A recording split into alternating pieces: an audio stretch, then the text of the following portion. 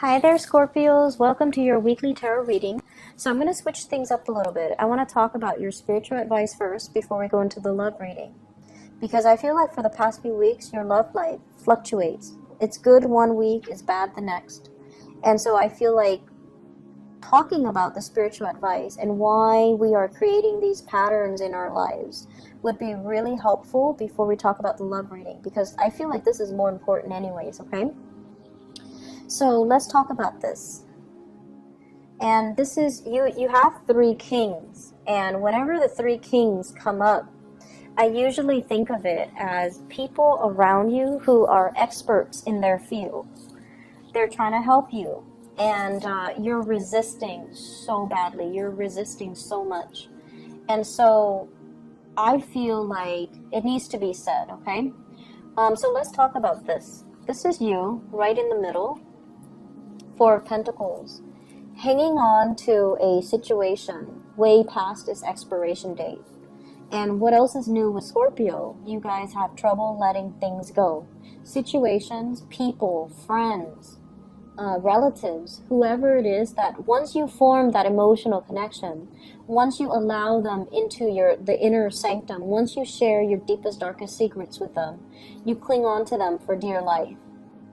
And I feel like for some of you, you might not want the secrets getting out, but for others, it's just this emotional bond that you have with another person. And once it's there, it's so hard for you to let go. This card is also about control. It's about like being stubborn and not letting other people help us. And then asking, why am I so alone with all my struggles? Why aren't people, reaching out and helping me? Why aren't they asking me how I'm doing? A lot of the times, you guys are so like self-contained and self-sufficient and independent that even if you're struggling, you don't share that with another person. Only those that are closest and dear to you, you share it with them. And so what I feel here is the fact that, you have to understand people cannot read your mind. If you want to reach out, you have to be, you need to reach out and be vulnerable and let people in. And at the same time, I feel like with this card, it is all about stubbornness, doing things our way, feeling like our way is the best. And even though our methodologies might be very outdated, might not be relevant or even applicable to what we're dealing with. So for example, if you're, I don't know, if you're trying to finish a master's thesis, okay, and you have like your advisor here who's telling you should do this so that it becomes a little bit more relevant, so that a lot of people would read your paper, and because they find it timely and they find it, applicable to whatever is happening right now. And then you have another advisor, like another teacher or another professor who's like, you should do it this way because this is going to sell. This is going to be more exotic and possibly even more enticing to the public. And then you have another person who's giving you expertise, you should structure it differently. You should make it like more chronological order. You should make it like easier to digest. You should use layman's terms. But whoever it is that's coming in offering you these snippets of advice, you're not listening, because you have it in your head that I'm going to do it this specific way, that my way is the best way. And keep in mind, these are kings. They're expert in their field. They know how to sell things. They know how to do things. They know how to, they just have a lot of experience and expertise. And that's what makes them kings. That's what makes them the master of their craft. And it's a situation where, the old way is dying, and you need to allow new things to come into the picture. So at the end of this, we have here the sun, and the sun is newness, rebirth. It's a breath of fresh air that's coming into a situation, allowing new energies to flow in. And if you see, it's a child, it's somebody that is basking in the achievement, in the glory, in the warmth of the sun. So it's almost like we have a situation where it takes possibly 3 parties to bring everything to fruition. But one person is refusing to budge, okay? And it could even be another person you're dealing with rather than you. It could be another person who's so stubborn, who's so like dogmatic, and who's just so stuck in their ways. And they don't see that they're the problem. And everyone is trying to succeed. Everyone is like on the same boat. Everyone is going in the same direction, wanting to have this professional success. And one person is resisting, and that person is proving to be a very weak link, or their self-sabotage is affecting the performance of the entire group. So I feel for some of you, you're stuck to a specific person or an idea, and your family members, your dearest friends, are against it. Okay, and then for others, you're working with other people, and there is a weak link amongst you. And you guys, the other two might be like, so for example, there are 4 people. The other person might be like, let's cut him out. Let's cut this, he or she, let's cut them out of our group because they're not pulling their weight. And you're just advocating for this person because you care, right? But if they're a weak link and they're affecting everything else, you kind of have to look at what is the best policy here? What is the best course of action for the greater good? Rather than your own personal entanglement with this person. What is the ultimate, like what's the greater good that can be achieved, and what should I do to achieve that greater good? And I feel like somebody's not pulling their weight and they need to be weaned out. And you have to allow change to happen and to allow a breath of fresh air to come into the picture. So I feel like in the work environment, I'm going to find the other king.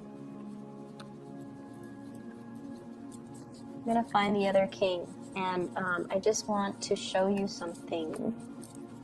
So in general, where in your life have you kind of been holding on to things?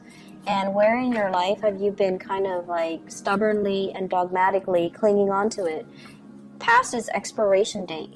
And many of you are going to say relationships, because you guys are notorious for doing that too. But I also feel like being stuck in your ways, that can also be very problematic, and not heeding the advice, not asking for advice, being too proud, being too stubborn to ask people for, for help, ask people for assistance. So I feel like you have the support around you. So if we replace that with the last king, right? You have all the kings in the deck. They all come together with a very specific skill set. One of them might be the visionary, and I feel like it's you that's the visionary. You have this idea that if everything, if we want to achieve, greatness and success, everyone has to like each other, and the energy and the vibe needs to be, needs to jive well. We need to connect on that emotional level. That's not always the case. This is a king here that's missing with the King of Pentacles. The King of Pentacles gets things done. So if there's somebody in there, in the group or in this situation who's not really pulling their weight, replace them with somebody else that can pull their weight. Replace them with somebody that is a man of their words, that, when they say they're going to do something, they follow through. They're not flaky, and they take full responsibility. So I feel like there's somebody here who has a little bit of a victim mentality. It's never them. It's always circumstances around them. And I feel like you are understanding of that. And then the other people are not. And you're just advocating for them. But the bottom line is they're not pulling their weight. And it's time to stop, making excuses for them, okay? And then you likewise. It's time for you to stop living in this emotional space and wasting a lot of time because of these emotional ties, and to really take care of your financial situation more than anything. Because you see your peers, you see your friends, you see your coworkers, you see everybody around you moving forward, reaching a state of, professional success and achievement. And I feel like you're so stuck in emotional situations where it's you're leaking energy in emotional relationships and emotional times, and you're not giving enough energy to your work, to your practical responsibilities, towards building long-term stability for yourself and building that foundation of wealth for yourself, because your energy is dissipating towards, helping other people, taking care of other people, and there's very little energy left for you. So your spiritual advice in general, if you want to reach this state of success, maybe you need to be a little bit more selfish. Maybe you need to, look after yourself, because all the people around you, they're capable and competent enough to do it themselves. They don't need you to baby them. They don't need you to give so much of yourself away. Okay, so let's build on this. Let's build on this King of Pentacles. I feel like, you're at a good space emotionally. You're very loving and giving. And the next step is for you to start to build up this wealth. So let's talk about your relationship. And I feel like the relationship sector has been one of the more turbulent areas for a lot of Scorpios, a lot of water signs. Because I feel like a lot of the times, we can't really help who we're attracted to. We can't really help who we care about. But we need to be discerning when it's a bad relationship, when the relationship is draining the life out of us, or when the relationship itself is, one good example of this is, for whatever reason, right? You could be very financially well off. They could be very financially well off. But for whatever reason, when you get together, the union between the two of you is off. And so as soon as you're together, financially you're drained, or financially they're drained. That's a good sign that it might not be a good relationship for you. That's the sign that for sure something is off about this union, because karmically it's not meant to be. And so if you see these signs, and it could be other signs, whatever signs that you see, and you don't cut it off, you get too deep in it, and then it's hard for you to pull out, right? So take better care of yourself. Okay, so let's talk about your relationship sector, because that's also very problematic here. We have, first of all, your energy. We have the Page of Swords. This is communication that is almost like competitive. It's like picking at a situation, wanting to pry, wanting to look at the other person, wanting to figure out what they're up to, asking follow-up questions, and it almost feels like an interrogation where when you have your eyes set on finding the truth, or you have your a specific course of action that you're very set on, I feel like for many of you, you don't let it go. You don't know how to stop prying. You don't know how to, you just doggedly go after the truth. And a lot of the times it can create barriers between you and the people that you're dealing with, okay? You might as well be dealing with an air sign, an Aquarius, a Gemini, or a Libra. This is somebody that is a little bit younger. This is somebody that I also feel they're not a very emotional type of a person, okay? They move on fast, and they also talk very fast. And they can also be, like, they're great at problem solving. They're great at computers. They're great with technology. They're great with communication. But I also feel this is an energy of somebody that is not like a good fit for you. And I feel like for many of you, you might have moved away from this person. We have here the Ten of Wands, dropping the burden, okay? Dropping the burden. The relationship itself might have been very burdensome for you or the other person. And I feel like no matter what you do, it was falling apart at the seams, right?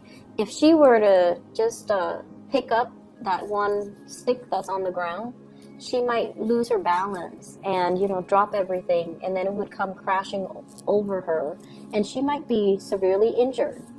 So this is a situation where I feel like it's a delicate balance of communication And it's a delicate balance right now because you have other areas in your life that you need to focus on. And this relationship, it just doesn't need to be a stressor in your life while you're dealing with other things, okay? So be smart about it. Cut your losses and carry those wands with you away from the situation. And then once it's safely stored away, you can come back and pick up that other piece. Or you can just leave it alone because you have enough on your plate to deal with. Does that make sense? So picking your battles and, cut your losses and stop investing in people that are not giving you that emotional reciprocity. We have as well the Lovers, and this is greatly about choices and decisions, okay? It's a very big Gemini vibe as well with this card, and I mentioned air sign earlier. So the Lovers is, it's a very, very, like a really strong attraction between two people. They might like the same hobbies, they might like the outdoors, they might like, the companionship. And I feel like you and another person, there might be great communication. You can talk about anything under the sun. You enjoy like doing activities together. You really enjoy each other's company. But what I'm also feeling with this card is it deals with third party interfering in a relationship, because the Lovers is once again deciding between options, deciding between choices. And you have on either side of you options. Do I get deeper in this and then deal with the separation and get hurt? Or do I cut my losses right now and just, save my dignity, save myself from being hurt? But on the one hand, I feel really, chemically drawn to this person. And so I see you oscillating back and forth. Do I want to get hurt another time? Do I cut my losses? What do I do about this situation? And I mentioned for you before,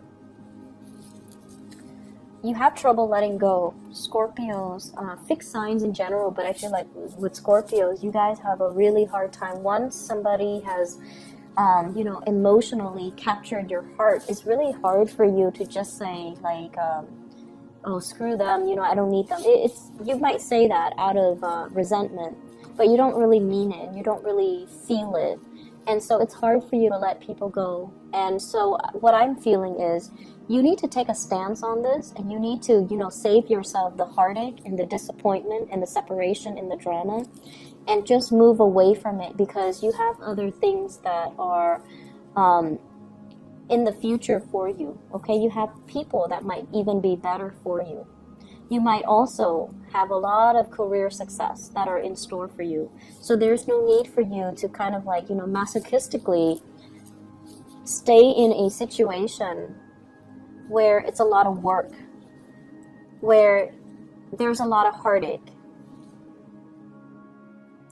I feel like if you're dealing with an air sign, there's a lot of pain associated with this air sign. You guys might have already broken up. So Aquarius, Gemini, Libra, and I feel very strong Gemini vibe. If you're dealing with a fire sign, you might, so fire sign, Sagittarius, Aries, or Leo, you might have been neglected by them. You feel the neglect. And they have a lot of things going on with them. They have a lot of things going on in their life. They have so many projects that they're working on. They have so much responsibilities piling on them. They're barely able to keep afloat, taking care of themselves, going home, going to work, going home, back and forth, etc.